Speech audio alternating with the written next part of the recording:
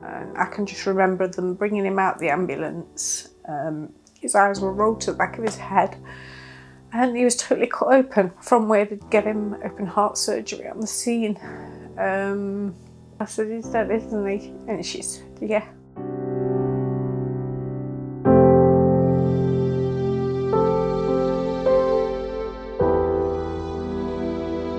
He was really, really funny, really, really cheeky.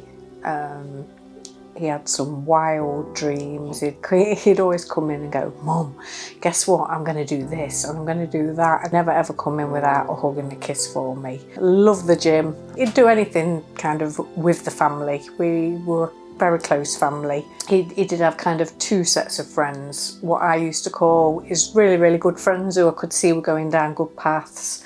And then his not so good friends who I could see were going down the wrong path, where they wanted to make money the wrong way and do things the wrong way.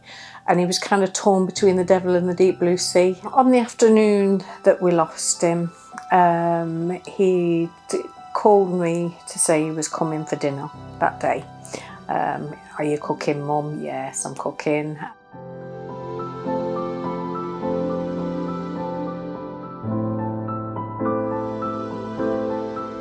Instead of Byron seeing the baseball bat and saying, come on, let's run, which I would always advise people to do, he didn't. He actually put his arms around the lad with the baseball bat and put him in a bear hug. When he did that, 3 others ran out of the flats and attacked Byron and stabbed him to death.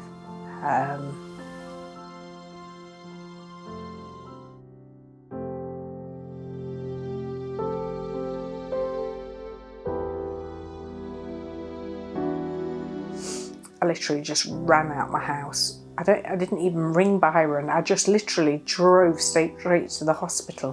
When I got to Queen's Medical Centre, I said, I believe my son's here, Byron. And she says, no, we've not had anyone by that name. I'm thinking, oh, it must be wrong, you know. And she says, no, where did it happen? And I said, Ilkeston. And she says, well, if it happened in Ilkeston, if it's not serious, he'd have gone to Derby Royal Infirmary. So I thought instantly, thank God, that means it's not serious. And then she came back out to me and she said, your son is on his way here, he's on his way in air ambulance. And I can just remember, it just felt like my whole world had just collapsed. And I can just remember them bringing him out the ambulance. His eyes were rolled to the back of his head. And he was totally cut open. From where they'd get him open heart surgery on the scene. I didn't know this time he had actually already passed in the ambulance, but they were obviously trying to give him blood and bring him back round. And then she came back and said, I'm sorry, we had the best team working on him. And I said, he's dead, isn't he? And she said, yeah.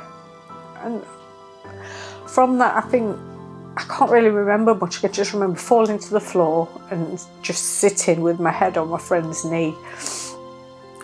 And just going back to my mum's house, just empty, because they wouldn't even let me see him. They said, you can't see him. He's kind of evidence you're not allowed to see him. So I couldn't even kind of go and say goodbye. We just all sat there. We weren't even talking. It was just like we were all literally in shock. And then we weren't allowed to see him then for 4 days until I was allowed to identify him. Straight away after, I think you kind of go into like autopilot. I don't know, it's as if you're in disbelief. I don't think I believed it for long. Even sometimes now, I don't think I believe it. I sometimes like sit here and think he's going to still walk through the door. And then I'll have evenings where I just sit and I look at his picture and I just go into hysterics of tears, like crying, thinking, oh my God, he's actually not coming back.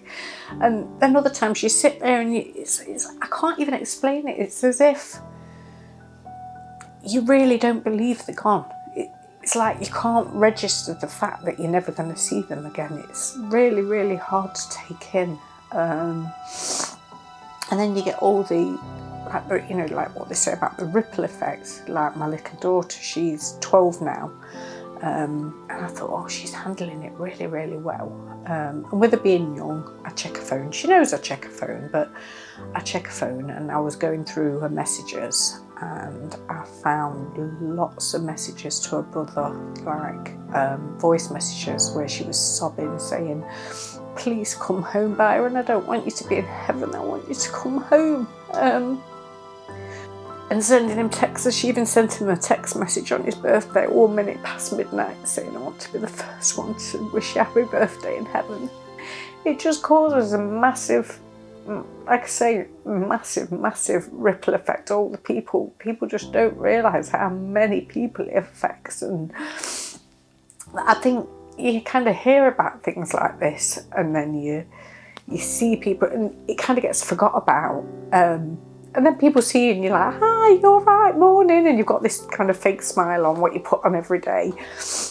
And I think people think that it's like a normal, you know, like when you lose a grandparent, or you love them and you miss them, but you kind of not get over it, but your life carries on and you still miss them and you still love them. But when you've lost a child, it's and lost a brother in them circumstances, it's constant. It's like I think about him every day, all the time. I picture him coming out of the ambulance all the time, and if I hear a helicopter, it sets me off. When I take a knife out of my drawer to cut potatoes, I'm sitting there and I'm looking at it thinking, "Oh my God, this went into my son." And all the different things that set you off, it's like never ending. It just seems like such a waste. All that for nothing. I mean, all 4 of their lives are wasted now. They all got very long sentences, which a lot of children don't realise, that you don't have to just be the person that stabs somebody to get a long sentence. You can be involved.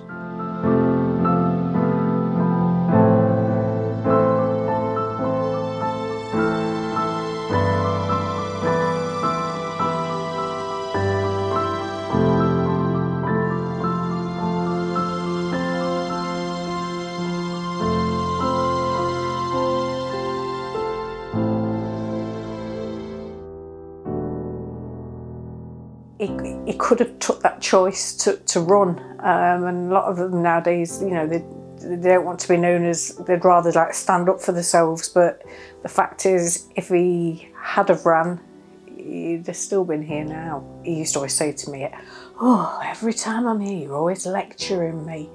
But as a parent, that's all you can do, and that's what I'd advise other parents to do. Don't ever think that you're lecturing them too much, because you're not.